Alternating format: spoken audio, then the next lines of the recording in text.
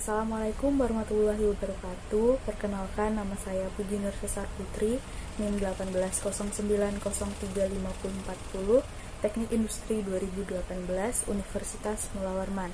Jadi di sini kita akan membahas mengenai pertanyaan yang terdapat pada studi kasus 1. Jadi langsung aja kita ke pertanyaan yang pertama. Pertanyaan yang pertama, mengapa spesialis data pusat Facebook berpendapat bahwa internet bukan sebuah cloud? Spesialis data pusat Facebook berpendapat bahwa internet bukan sebuah cloud karena keduanya adalah hal yang berbeda. Dengan kata lain, internet adalah bangunan fisik yang saling berhubungan sejauh bermil-mil serat dan kabel. Pertanyaan yang kedua, teknik apa yang digunakan Facebook untuk mendinginkan pusat datanya? Facebook menggunakan sistem pendingin udara alami. Artinya, mereka mencampur udara dingin dari luar dengan udara yang lebih hangat untuk mengatur suhu di dalam fasilitas. Di sisi lain, kelembapan dikendalikan oleh kabut halus otomatis yang menyalurkan angin ke bagian belakang server agar server tidak terlalu panas. Setelah itu, udara hangat berlebih didorong keluar oleh kipas yang mengakhiri proses ventilasi. Pertanyaan yang ketiga, jelaskan 5 metode yang direkomendasikan oleh Google untuk mengurangi konsumsi daya. Metode yang direkomendasikan oleh Google untuk mengurangi konsumsi dayanya, yang pertama adalah mengukur PUE. Ketika mengukur PUE-nya, perusahaan dapat mengukur penggunaan energinya dan angka tersebut digunakan untuk membuat penyesuaian yang sesuai. Metode yang kedua adalah mengatur aliran udara. Dengan mengelola aliran udara secara efisien, Google mengurangi konsumsi dayanya karena suhu udaranya tepat di tempat yang diperlukan. Ini berarti lebih sedikit energi yang dibutuhkan untuk mengatur suhu karena suhu tidak tercampur antar ruang. Metode yang ketiga adalah mengatur termostat. Google mengatur ruangan pendinginnya pada suhu 80 derajat yang menghemat banyak energi yang akan digunakan untuk menurunkan suhu serta dapat mengurangi biaya yang dibutuhkan.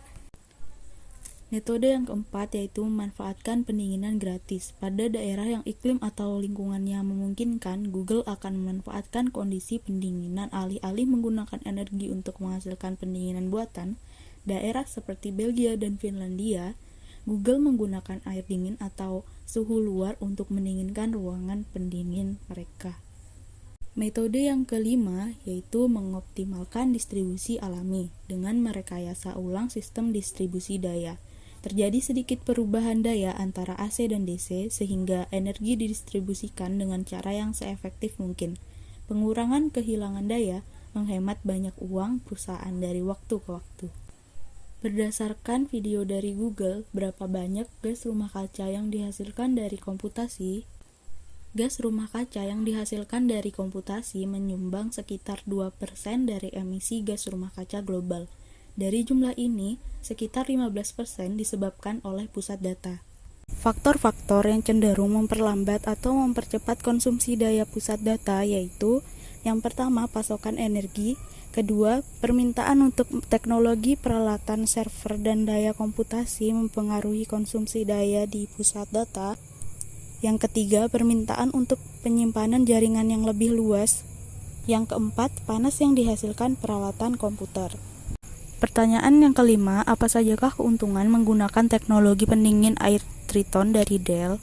Keuntungan menggunakan teknologi pendingin air Triton dari Dell yaitu membawa air secara langsung ke setiap server.